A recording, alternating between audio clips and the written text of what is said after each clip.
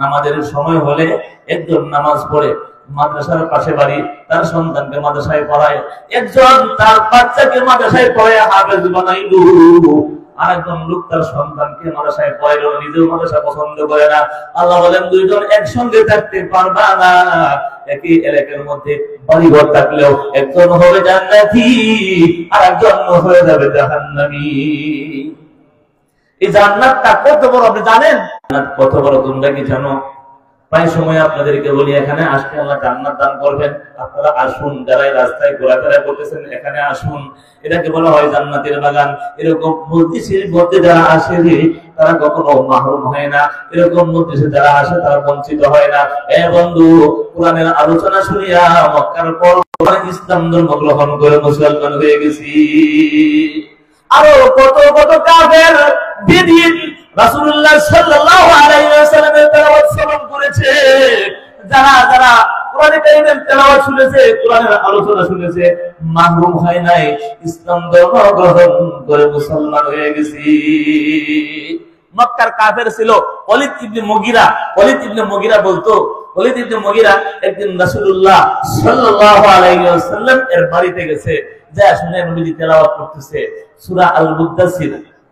এই তেলাওয়াত শুনতেছেন দাঁড়ায় দাঁড়ায়, গোপনে তেলাওয়াত শুনে, ইয়া আইয়ুহাল মুদ্দাসির কুম ফাআনদির ওয়া রাব্বাকা ফাকাব্বির ওয়া সিয়াবাকা ফাতাহহির ওয়া রুজা ফাহজুর। যখন সেই পড়ার মধ্যে বড় মিষ্টি রয়েছে। সুবহানাল্লাহ। মুহাম্মদ সাল্লাল্লাহু আলাইহি ওয়াসাল্লামের উপরে কোরআন নাযিল হয়েছে, কোরআন বড় মিষ্টি, বড় মজা লাগে। মুহাম্মদ সাল্লাল্লাহু আলাইহি ওয়াসাল্লামের উপরে যে কোরআন নাযিল হয়েছে, মুহাম্মদ যা তেলাওয়াত করে এটা মধু ভরপুর, বড় মিষ্টি লাগে। মধুর চাইতেও বড় মিষ্টি কোরআন কারীমের তেলাওয়াত। জুড়ে বলেন না সুবহানাল্লাহ। ওয়াল্লাহি ওয়া ইন্না লাহু লাহালাওয়াতান, আল্লাহর কসম এই কোরআনে, ওয়া ইন্না আসলাহু লামুরাজ্জুকুন। ওয়ালিদ ইবনে মুগীরা আবু জাহেল উতবা সাহেবা তেলাওয়াত করে বলে, ও বকর কাফেররা ভালো করে শুনো, এই কোরআন প্রবাহমান, যতই তোমরা চেষ্টা করো এই কোরআনকে মক্কার ভিতর থেকে তাড়িয়ে দেওয়ার জন্য তাড়াইতে পারবা না। সারা পৃথিবীর ভিতরে কোরআন ছড়ায়া পড়বে। আমাদের বাংলাদেশের শুরু জীবনে যখন মুদ্দাসিরের তেলাওয়াত শ্রবণ করে তখন সে বলেছে, ওয়া ইন্না আসলাহু লামুরাজ্জিকুন। কোরআনের এই গোড়া, কোরআনের এই বৃত্তি প্রবাহমান, এটা বড় মধুময়, বড় মিষ্টি লাগে।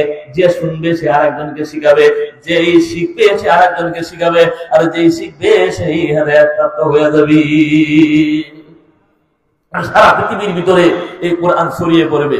ওয়া ইন্না আ'লাহু লামুসবিরুন। আর তার উপরি ভাগ অর্থাৎ গাছ ফলে যখন ফল হয়, যদি কোরআন কোন ব্যক্তি গ্রহণ করে তার ফল হলো এই কোরআন তাকে জান্নাতে পৌঁছে দিবে। ওয়া মা হুয়া বিকাউলি শাইর। কাফের সরদার ওয়ালিদ ইবনে মুগীরা বলে, ও আমার কাফেররা ভালো করে শুনো, ওয়া মা হুয়া বিকাউলি শাইর। এই কোরআন কোন মানুষের বানানো কথা নয়, এই কোরআন কোন মানুষ রচনা করতে পারে না, কোন কবির কবিতা না, কোন পাগলের প্রভাব না। এই কোরআন আল্লাহর পক্ষ থেকে অবতীর্ণ। কথা বলেন কি দিবেন? জান্নাতটা কত বড়। নবীজি সাল্লাল্লাহু আলাইহি ওয়াসাল্লাম মুসলিম শরীফের মধ্যে বয়ান করেছেন, হাদিস নম্বর 1187। আরেকটা হাদিসের মধ্যে আছে মুসলিমের 351 নম্বর হাদিস। রাসূলুল্লাহ সাল্লাল্লাহু আলাইহি ওয়াসাল্লাম বলেন, তোমাদেরকে জান্নাতের কথা বলি, জান্নাত কি তোমরা কি জানো? সবচেয়ে বড় যে জান্নাত তার বিবরণ আল্লাহ তাআলা বলছেন, এটা আল্লাহ ছাড়া কেউ জানেন না। আর সবচেয়ে গরীব মানুষ আমাদের দেশে, আখিরু মা ইয়াদখুলুল জান্নাত, সর্বশেষ ব্যক্তি যাকে আল্লাহ রাব্বুল আলামিন মাফ করে দিবেন। ঈমান ছিল, মুসলমান, কিন্তু তার আমল নাই। নাম হলো নূরুল ইসলাম, কিন্তু আমল করে নাই। নূরুল ইসলাম তার নাম, কিন্তু আমল করে নাই। নাম হলো ইসলামউদ্দিন, কিন্তু তার ভিতরে কোনো আমল নাই, নামাজ নাই, রোজা নাই, কিছু নাই। আল্লাহ রাব্বুল আলামিন তাকে জাহান্নামে দিয়ে দিয়েছেন। সমস্ত মানুষকে জান্নাতে দেওয়ার পরে তার ভিতরে সামান্য পরিমাণ ঈমান ছিল। ঈমানের বিনিময়ে আল্লাহ রাব্বুল আলামিন বলেন, দাও তোমাকে আমি আল্লাহ। তাকে বলা হবে, তুমি ফুলসিরাতের ফুল পার হও না, দেখছেন না আছেন কিনা? তাকে আল্লাহ রাব্বুল আলামিন বলেন, তুমি ফুলসিরাতের ফুল পার হও। ফাকানা ইয়ামশি রাজুলুন, ওই ব্যক্তি ফুলসিরাতের ফুলের উপর পার হবে। রাজুলুন ইয়ামশি আলা সিরাত, فهو يمشي مرة ويكبو مرة وتسقعه النار مرة। বন্ধুরে, ফুলসিরাতের ফুল জাহান্নামের উপরে আল্লাহ তাআলা স্থাপন করেছেন। এই ফুলের উপর দিয়ে মানুষ হাঁটবে। বন্ধুরে, কেউ কেউ চলে যাবে বিদ্যুতের গতিতে। কোন কোন মানুষ আকাশের ভিতরে আকাশে বিজলি মারার সঙ্গে সঙ্গে ফুলসিরাতের ফুল পার হয়ে চলে যাবে। আর কিছু কিছু মানুষ উটের উপর সওয়ার হইলে মানুষ জান্নাতে এরকম যাবে, কিছু কিছু মানুষ সাইকেল দিয়ে গেলে জান্নাতে এমন যাবে, আর কিছু মাঝে মাঝে হাঁটবে আর মাঝে মাঝে পুরো ছুটকে পড়ে যাবে, আর মাঝে মাঝে জাহান্নামের আগুন তাকে দেওয়া করবি। এরকম দীর্ঘ সময় লাগিয়ে ওই ব্যক্তি ফুলসিরাতের ফুল পার হবে। ফুলসিরাতের ফুল পার হওয়ার পরে ফাইদা জাওয়াজাহা ইলতাফাতা ইলাইহা, ওই ব্যক্তি যখন ফুলসিরাতের ফুল পার হয়ে ওই পারে চলে যাবে, পিছনের দিকে ফিরে তাকাবে, এরপরে বলবে তাবারাকাল্লাযী নাজ্জানি মিনকা, সমস্ত প্রশংসা ওই আল্লাহর জন্য যিনি আল্লাহর শুকরিয়া আদায় করবে। অতঃপর তাকে রেখে দেওয়া হবে। ফুলসিরাতের ফুল পার হওয়ার পরে ওই পারে যায় সে অবস্থান করবে, কিন্তু সূর্যের তাপ, পানির পিপাসা, পেটের মধ্যে ক্ষুধা, চিন্তা ফিকির করবে জাহান্নাম থেকে বেঁচে গেলাম, এখন আমি কোথায় যাব? বন্ধুরা আমার, অতঃপর তার চোখের সামনে একটি জান্নাতি গাছ বেঁচে উঠবে। ওই জান্নাতি গাছের নিচে ছায়া আছে, ওই জান্নাতি গাছের মধ্যে ফল আছে, নিচে হাউজ আছে পানি পান করার মতো। ওই ব্যক্তি চিন্তা করবে, আল্লাহ রাব্বুল আলামিন আমাকে যেহেতু জাহান্নাম থেকে মুক্তি দিয়েছেন, সে বলবে লাকাদ আ'তানি আল্লাহু শাইআম মা আ'তাহু আহাদান মিনাল আউয়ালিন ওয়াল আখিরিন। আল্লাহ রাব্বুল আলামিনের শুকরিয়া আদায় করে বলবে, মালিক আদম আলাইহিস সালাম থেকে নিয়ে অর্ধবলি যত মানুষ হাসরের ময়দানে ছিল, ফুলসিরাতের ফুল পার হওয়ার পরে ওই পারে যখন অবস্থান করবে, একটা গাছ সে দেখবে, একটা গাছের মধ্যে ফল আছে, নিচে হাউজ আছে, বন্ধুরে গাছের ছায়া আছে। আল্লাহকে ডাকিয়া বলে, আয় রব্বি, আয় আমার প্রভু, আতনি মিন হাদিহি শাজারা ওয়ালা আস্তাযিল্লা বিযিল্লিহা ওয়া আসরাবা মিন মাইহা। প্রভু, তুমি দয়া করে, মায়া করে, মেহেরবানি করে আল্লাহ আমাকে ওই গাছের ছায়া পর্যন্ত পৌঁছে দাও, আমি যেন ওই গাছের নিচে যে একটু ফল খাইতে পারি, আমি যেন গাছের ছায়া গ্রহণ করতে পারি, আমি যেন একটু পানি পান করতে পারি। আল্লাহ রাব্বুল আলামিন বললেন, বান্দা তুমি ছিলে জাহান্নামের ভিতরে, আমি আল্লাহ দয়া করে মায়া করে তোমাকে আমি জাহান্নামের পারে উঠিয়ে দিলাম, ফুলসিরাতের ফুল পার করে দিলাম, এখন তুমি গাছের ছায়া গ্রহণ করতে চাও। লাআল্লি ইন আ'তাইতুকা সাআলতানি গায়রাহা, লাআল্লি ইন আ'তাইতুকা সাআলতানি গায়রাহা, যদি আমি আল্লাহ দয়া করে মায়া করে তোমাকে ওই গাছ পর্যন্ত পৌঁছে দেই, তাহলে তুমি আমার কাছে ভিন্ন কিছু তলব করে ভিন্ন কিছু চাবে। সে বলবে, আল্লাহ তুমি অনেক ইহসান করেছো, অনুগ্রহ করেছো, তোমার কাছে আমি কোনো কিছুই চাবো না, ও আল্লাহ তোমার কাছে আমি আর কোনো কিছুই দরখাস্ত করবো না। আল্লাহ গাছ পর্যন্ত যাইতে পারলে আর কিছু আমার দরকার নাই। আমাদের দেশে অনেক মানুষ ছিল গরিব, মনে মনে বলতো, যদি আমি এক কাঠা জমি কিনতে পারি আর দরকার নাই, যখন এক কাঠা হয়ে গেল 2 কাঠার দাবি করে। বন্ধু, যখন 1 কাঠা বাড়ি হয়ে গেল 5 কাঠার দাবি করে, 5 কাঠা গরু হয়ে গেল, তখন মনে মনে বলে এরকম আরো 4টা বিল্ডিং হইতে মহিলা ভালো হইতো। এরকম লোক আসলে নাই কথা বলে। ওই ব্যক্তিকে যখন আল্লাহ রাব্বুল আলামিন বলবেন, বান্দারে লাআল্লি ইন আ'তাইতুকা মা সাআলতানি গায়রাহা, এই গাছ পর্যন্ত পৌঁছে দিলে আবার তুমি ভিন্ন কিছু চাইতে পারো, সে বলবে, আল্লাহ না না না, তোমার কাছে আর কিছুই চাইতাম না। এরপরে আল্লাহ রাব্বুল আলামিন তাকে ওই গাছ পর্যন্ত পৌঁছে দিবেন। সেখানে যাওয়ার পরে সে ছায়া গ্রহণ করবে, গাছের ফল খাবে। বন্ধুরে, গাছের ফল খাওয়ার পরে পানি পান করবে, দীর্ঘক্ষণ পর্যন্ত এখানে সে অবস্থান করবে। অবস্থান করার পরে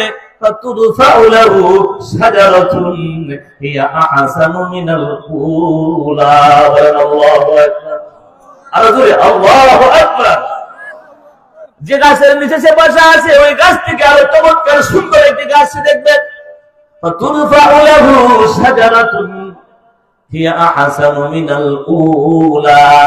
যে গাছের নিচে বসা আছে এই গাছের চাইতে হাজার গুণ সুন্দর, হাজার গুণ ফলমূল ওলা আরো চমৎকার সুন্দর একটি গাছ তার চোখের সামনে ঝিলমিল করতে থাকবে। ওই গাছে দেখবে মানুষ তো সে বড় লোভী, এবার আল্লাহকে ডাকে আয় রব্বি, প্রভু আতনিনি মিন হাদিহি সাজারা, ও প্রভু তুমি দয়া করে মায়া করে আমাকে ওই গাছ পর্যন্ত পৌঁছে দাও। আল্লাহ রাব্বুল আলামিন বলেন কেন? ফালা আস্তাযিল্লা বিযিল্লিহা, প্রভু পানি পান করব, ছায়া গ্রহণ করব, ফল খাবো, যে গাছের নিচে আছি এই গাছের চাইতে ওই গাছ হাজার গুণ সুন্দর। আল্লাহ রাব্বুল আলামিন তাকে বলবেন তুমি না একটু আগে বলেছো আমার কাছে আর কোনো কিছুই চাবা না। ওই ব্যক্তি বলবে আল্লাহ এবার ওই গাছ পর্যন্ত যাইতে পারলে প্রভু তোমার কাছে আর কোনো কিছু আমি চাইতাম না। আল্লাহ বলবেন লাআল্লি ইন আতাইতুকাহা সাআলতানি গায়রাহা, যদি এই গাছ পর্যন্ত পৌঁছায় দেই তোমরা তো মানুষ আরেকবার এটা কিছু চেয়ে বলবে। আল্লাহ কান ধরলাম আর চাইতাম না, এটাই শেষমেশ চাওয়া। আল্লাহ রাব্বুল আলামিন তাকে দ্বিতীয় গাছ পর্যন্ত পৌঁছে দিবেন। মুসলিম শরীফের হাদিস, হাদিসে যেমনি আছে এমনি বলতেছি। বন্ধু ওই ব্যক্তিকে যখন দ্বিতীয় গাছ পর্যন্ত পৌঁছে দেওয়া হবে, ওখানে যাওয়ার পরে ছায়া গ্রহণ করবে, ফল খাবে, পানি পান করবে। বন্ধুরে কিছুক্ষণ দেখার পরে তুরফাউ লাহু শাজারাতুন ইনদা বাবিল জান্নাহ ইয়া আহসানু মিনাল কুলাইন। আল্লাহু আকবার। বন্ধু দ্বিতীয় গাছ থেকে আরেকটা গাছ তাকে চোখের সামনে বেশি উঠবে। এই গাছটা জান্নাতের যে ওয়াল আছে, জান্নাতের গেট, জান্নাতের দরজা, জান্নাতের দরজার সামনে আরেকটা গাছ তার চোখের সামনে বেশি উঠবে।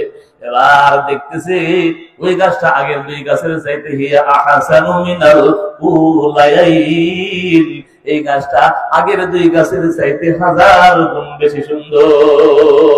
আল্লাহু আকবার বলেন। এবার ওই ব্যক্তি আল্লাহকে ডাকবে মালিক আয় রব্বি আতনিনি মিন হাদিহি সাজারা, ও প্রভু তুমি দয়া করে মায়া করে আমাকে ওই গাছ পর্যন্ত পৌঁছে দাও। আল্লাহ বলেন বান্দা কি বলছো? আল্লাহ আমি এই গাছ পর্যন্ত যেতে চাই। পরপর দুইটা গাছের থেকে আমাকে পরিবর্তন করে এই জায়গায় নিয়ে আসছো, এই গাছটা তোমার জান্নাতের গেটের সামনে। আল্লাহ আমি এখানে যাব। বান্দাকে আল্লাহ বলেন বান্দারে তুমি না পরপর দুইবার বলেছো আর কিছুই চাইতা না, তোমার শেষমেশ চাওয়া ছিল। মানে বান্দা কয় আল্লাহ গো এই গাছ পর্যন্ত যাইতে পারলে আর কিছুই চাইতাম না। আল্লাহ রাব্বুল আলামিন তাকে ওয়াদা করাইবেন, ভালো করে ওয়াদা করো তুমি ভুলিয়া যাও। আল্লাহ আর বলতাম না, ও বালিকার বলছেন না তুমি দয়া করে এই গাছ পর্যন্ত পৌঁছে দাও। অতঃপর সে তাকে যখন আল্লাহ রাব্বুল আলামিন এই গাছ পর্যন্ত পৌঁছে দিবেন, সে গাছের নিচে চলে যাবে, পানি পান করবে, ছায়া গ্রহণ করবে। কিন্তু ফাসামিআ আসওয়াতা আহলিল জান্নাহ, ওখানে আল্লাহ রাব্বুল আলামিন জান্নাতি হুরদের এই চমৎকার সুন্দর আওয়াজ তার কানে পৌঁছে দিবেন। জান্নাতের ভিতরে স্বামী স্ত্রী আলোচনা করে এই আওয়াজ তার কানে চলে আসবে। জান্নাতের ভিতরে পাখিরা কিচিমিচি করে এই আওয়াজ তার ভিতরে চলে আসবে। জান্নাতের ভিতরে স্বামী শুয়ে আছে, জান্নাতের হুরেরা গান গায় নাহানুল খালিদাতু ফালা নাবিদু ওয়া নাহানুন নাঈমাতু ফালা নাবাসু। এটা জান্নাতি মেয়েদের গান। জান্নাতি মেয়েরা কোকিল কণ্ঠে চমৎকার সুন্দর কণ্ঠে যখন এই গান গাবে, এই গানের আওয়াজ তার কানের ভিতরে চলে আসবে। অতঃপর ওই ব্যক্তি আল্লাহ রাব্বুল আলামিনকে দেখে বলবেন আয় রব্বি, আয় আমার প্রভু। আল্লাহ রাব্বুল আলামিন বলেন বান্দারে আবার কেন ডাকতেছো? বান্দা কয় আল্লাহ ছিলাম জাহান্নামের ভিতরে, গুনাহ করছি, তুমি জাহান্নাম থেকে পারে উঠাইয়া দিলা, পরপর তিনটি গাছের ছায়া নিচে আশ্রয় দিলা। প্রভু গো জান্নাতের গেটের সামনে চলে আসছি, আল্লাহ আরেকটা ধাক্কা দিলেই তো জান্নাতের ভিতরে যাইতে পারি। আল্লাহু আকবার বলেন। ও মালিক আর একটু সুযোগ করে দাও, আদখিলনি। ও প্রভু গো তুমি দয়া করে মায়া করে আমাকে তুমি জান্নাতের ভিতরে ঢুকিয়ে দাও। আল্লাহ বলবেন বান্দারে মা ইয়াসরিনি মিনকা, তোমার থেকে আমার কোন জিনিসে মুক্তি দিবে, এটা চাইতেছো ওইটা চাইতেছো, তোমার কামনা বাসনা কোথায় যে শেষ হবে বান্দারে, তোমার আশা তোমার চাওয়া কোথায় যে শেষ হবে। বান্দা কয় আল্লাহ যদি এই ঘরের ভিতরে ঢুকতে পারি গো আর কিছুই তোমার কাছে চাইতাম না। এবার আল্লাহ রাব্বুল আলামিন তাকে বলেন, আয় বান্দা, ইয়া বানা আদম আয়ুরদিকা আন উতিয়াকা দুনিয়া ওয়া মিসলামাহা, বান্দারে তুমি কি এতে খুশি আছো? দুনিয়াটা যেরকম বড়, বাংলাদেশ, পাকিস্তান, ভারত, শ্রীলঙ্কা, ইন্ডিয়া, তারপরে আমেরিকা, কানাডা, দুবাই সহ এই পৃথিবীর ভিতরে যতগুলো দেশ আছে, এই দেশগুলো সহ অর্থাৎ সারা পৃথিবী যেরকম বড়, এই পৃথিবীর ভিতরে যে পরিমাণ মূল্যবান সম্পদ আছে, তোমাকে যদি আমি এই পরিমাণ দেই তাহলে কি তুমি খুশি আছো কিনা? আল্লাহু আকবার বলেন। আহা, একটা ওয়ার্ল্ডের সদস্য হওয়ার জন্য আমরা কত পিরাপিরা করি, কত মানুষকে খুন করি। আল্লাহ বলেছেন সারা পৃথিবী যেরকম বড়, এরকম বড় একটা দেশের মালিক বানায় দিলে তোমার কেমন হবে? বান্দা কয়, আল্লাহ আতাস্তাহজিউ মিন্নি, তুমি আমার সাথে মস্কারি করো, ও আনতা রব্বুল আলামিন, তুমি হইলা সারা পৃথিবীর বিশ্বজাহারের পালন কর্তা, আর তুমি আমার সাথে মস্কারি করো। আমার নামাজ নাই, রোজা নাই, হজ নাই, যাকাত নাই, বাচ্চারেও মাদ্রাসায় পড়াইতে পারি নাই। একদিন হয়তো মাহফিলের মধ্যে গেছিলাম, ইউছিলাম আপনি দিয়েছো, আবার সারা পৃথিবী যেরকম বড় এরকম বড় জান্নাত মস্কারি করো। আল্লাহ কয়, বান্দারে শুধু সারা পৃথিবীর মৃত্যুর মতো বড় না।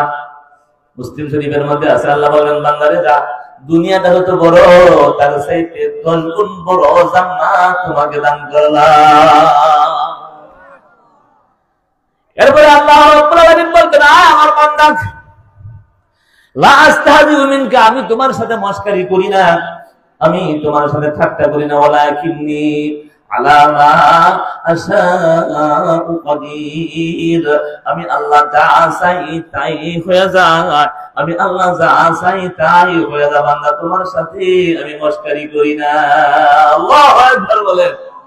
বন্ধুরা আমার, বোঝা গেল যাকে রব্বুল আলামিন জান্নাত দান করবেন তার বাড়িটা হবে এই দুনিয়া যত বড় রে, তার সাথে কত গুণ বড়, কথা বলেন জোরে বলেন। এই দুনিয়াটা যত বড় তার চাইতে 10 গুণ বড় হবে জান্নাত। মুসা আলাইহিস সালাতু ওয়াস সালাম আল্লাহকে জিজ্ঞেস করেছেন, আল্লাহ তাহলে সবচেয়ে ধনী মানুষ যে, তার জান্নাতটা কেমন হবে? আল্লাহ বলেন, ও মুসা রে, লাম ইয়াসমা সামিউন, মুসা রে কোন কান শুনে নাই কেমন বড় জান্নাত হবে। আ'দাতু লিইবাদিয়াস সালিহিন মা লা আইনুন রাআত ওয়া লা উযুনুন সামিআত ওয়া লা খাতারা আলা কলবি বাশার। হে মুসা, যে ব্যক্তির জান্নাত সবচেয়ে বড় হবে, যারা আলেম ওলামা হাফেজ কোরআন, এদের জান্নাত কত বড় হবে এটা বয়ান করলে তোমরা বুঝবা না। কোনো কান কোনোদিন শুনে নাই, কোনো চোখ কোনোদিন শুনে নাই, তোমাদের হৃদয়ের ভিতরে কল্পনাও করতে পারবা না তার জান্নাত কত বড় হবে। আমার আল্লাহ পারে কি পারে না? কথা বলেন তো, পারে কি পারে না? গতকালকে ভূমিকম্প হয়েছে, আজকেও 2 বার হয়েছে ভূমিকম্প। আল্লাহ একটু ইশারা দিয়েছেন, সারা পৃথিবী কেঁপে উঠছে। কি বলেন? আমরা সারা পৃথিবীর সব মানুষ মিলিয়া একটু বুকটা নাড়াচাড়া করতে পারতাম? কিছুই পারতাম না, কিন্তু আল্লাহ নাড়ায়া দিলেন। বন্ধুরা আমার, কোরআনের মজলিস, আসুন বসুন, ওলামায়ে কেরামের মুখ থেকে কথা শুনুন। নবী রাসূল দুনিয়াতে আসবেন না, আলেমদের কথা শুনেই হেদায়েত পাওয়া লাগবে। আলেমদের কথা শুনলে আল্লাহ হেদায়েত দান করবেন। রাসূলুল্লাহ সাল্লাল্লাহু আলাইহি ওয়াসাল্লামের সাহাবী উসমান ইবনে মাযউন রাদিয়াল্লাহু তাআলা মক্কার কাফের ছিলেন, যুবকদের মধ্যে একজন কাফের, বড় সংকল্প করেন নবীকে হত্যা করবেন। বন্ধু, রাসূলুল্লাহ সাল্লাল্লাহু আলাইহি ওয়াসাল্লামের চেহারা দেখতে পারে না। রাসূলুল্লাহ সাল্লাল্লাহু আলাইহি ওয়াসাল্লাম নবুয়ত প্রাপ্ত হলেন প্রায় 4 বছর হয়ে গেছে। অনেক লোক আসে ইসলাম ধর্ম গ্রহণ করার জন্য, কিন্তু উসমান ইবনে মাযউন কাছে আসে না। একদিন রাসূলুল্লাহ সাল্লাল্লাহু আলাইহি ওয়াসাল্লামের বাড়ির পাশ দিয়ে যায়। রাসূলুল্লাহ সাল্লাল্লাহু আলাইহি ওয়াসাল্লাম তাকে বলেন, উসমান রে, একটু কি আমার বাড়িতে আসা যায় না? শুনেছি তুমি নবীকে নিয়ে বাজে মন্তব্য করো। আয় উসমান, শুনেছি তুমি তোমার নবীকে হত্যা করতে চাও। আয় উসমান রে, কোনদিন কাছে আসো নাই, আমার মাহফিলে কোনদিন আসো নাই, আমার বয়ান কোনদিন শোনো নাই, আমার তেলাওয়াত শোনো নাই। উসমান রে, একটু আসো না আমার বাড়িতে, আসলে কি তোমার ঈমান চলে যাবে? আসো গো, একটু আমার বাড়িতে আসো। উসমান ইবনে মাযউন রাদিয়াল্লাহু তাআলা নবীকে বলেন, হ্যাঁ গেলে কোনো অসুবিধা নাই। রাসূলুল্লাহ সাল্লাল্লাহু আলাইহি ওয়াসাল্লামের সাথে নবীজির বাড়িতে গেলেন। রাসূলুল্লাহ সাল্লাল্লাহু আলাইহি ওয়াসাল্লাম তাকে বসতে দিলেন। যখন বসতে দিলেন, আল্লাহ রাব্বুল আলামিন জিবরাইলকে পাঠালেন, জিবরাইল যা আমার দোস্তের কাছে কোরআনের আয়াত নাযিল করে দাও। উসমান ইবনে মাযউন রাদিয়াল্লাহু তাআলা আনহু একজন কাফের, যুবক কাফের, নবীজির সামনে বসা আছেন। জিবরাইল আমিন আয়াত নিয়ে দুনিয়াতে অবতরণ করেছেন। রাসূলুল্লাহ সাল্লাল্লাহু আলাইহি ওয়াসাল্লাম যখন ওহী নাযিল হইতো আকাশ পানে তাকিয়ে থাকতেন। রাসূলুল্লাহ সাল্লাল্লাহু আলাইহি ওয়াসাল্লাম জিবরাইলের দিকে তাকিয়ে আছেন। জিবরাইল সবক দিচ্ছেন, রাসূল গ্রহণ করেছেন। রাসূল গেমে গেছেন, গামতেছেন। উসমান ইবনে মাযউন কয়, আমি দীর্ঘক্ষণ পর্যন্ত দেখলাম রাসূলুল্লাহ সাল্লাল্লাহু আলাইহি ওয়াসাল্লাম আকাশের দিকে তাকিয়ে আছেন, আমি যে বসে আছি এই দিকে নবীর কোনো খেয়াল নাই। আর উসমান ইবনে মাযউন শুনেছে যে রাসূলুল্লাহ সাল্লাল্লাহু আলাইহি ওয়াসাল্লামের উপর যখন কোরআন নাযিল হয় তখন রাসূলুল্লাহ সাল্লাল্লাহু আলাইহি ওয়াসাল্লাম গরমাত তখন গামিয়া যান। উনি এখানে বসা আছেন। দীর্ঘক্ষণ পরে রাসূলুল্লাহ সাল্লাল্লাহু আলাইহি ওয়াসাল্লাম নিচের দিকে তাকাইলেন। এবার জিজ্ঞেস করলেন, উসমান ইবনে মাযউন, ইয়া মুহাম্মদ, আপনি বাড়িতে ডাকিয়ে আনছেন আমাকে, এখন কেন আমার সাথে কথা বললেন না? মুহাম্মদ কেন উপরের দিকে তাকিয়েছিলেন? রাসূলুল্লাহ সাল্লাল্লাহু আলাইহি ওয়াসাল্লাম বলেছেন, উসমান দেখ, তোমাকে নিয়ে আসার পরে আল্লাহ রাব্বুল আলামিন জিবরাইলকে পাঠাইছেন। জিবরাইল আমিন আমার কাছে ওহী নিয়ে আসে, আর এই সময় কোরআনে কারীমের একটা আয়াত নাযিল হয়ে গেছে। আমি আসার পরে আয়াত নাযিল হইছে। এটা কোন আয়াত? রাসূলুল্লাহ সাল্লাল্লাহু আলাইহি ওয়াসাল্লাম বলেন, আয় উসমান, এটা হইল সূরা নহলের 90 নম্বর আয়াত। নবী গো, জীবনে কোরআন তেলাওয়াত শুনি নাই, একটু আমাকে শোনান তো দেখি। কোরআন শুনলে ইসলাম গ্রহণ করতে হবে, এই জন্য কোরআন শুনতো না। বন্ধুরা আমার বাড়ির আশপাশ দিয়ে ঘুরতো, বাড়ির ভিতরে আসতো না। এই দিন আয়াত নাযিল হয়েছে। এবার বলতেছে, ইয়া মুহাম্মদ, আপনার উপরে কোন আয়াতটা নাযিল হয়েছে একটু আমরা শুনান তো। রাসূলুল্লাহ সাল্লাল্লাহু আলাইহি ওয়াসাল্লাম তেলাওয়াত করে শুনাইলেন, ইন্নাল্লাহা ইয়া'মুরু বিল আদলি ওয়াল ইহসানি ওয়া ইতা'i যিল কুরবা ওয়া ইয়ানহা 'আনিল ফাহশা'i ওয়াল মুনকারি ওয়াল বাগই ইয়া'iদুকুম লা'আল্লাকুম তাযাক্কারুন। উসমান ইবনে মাযউন কয়, আয় মুহাম্মদ, কাফেরদের চক্রান্তের কারণে আপনার কাছে আমি আসতে পারতাম না। কাফেররা আমাকে বুঝাইতো, যারা মুহাম্মাদের কাছে যায় রে, তাদের মধ্যে পরিবর্তন সৃষ্টি হয়ে যায়, মুহাম্মাদের ধর্ম গ্রহণ করে, তাদের মধ্যে স্বামী স্ত্রীর মধ্যে সম্পর্ক নষ্ট হয়ে যায়।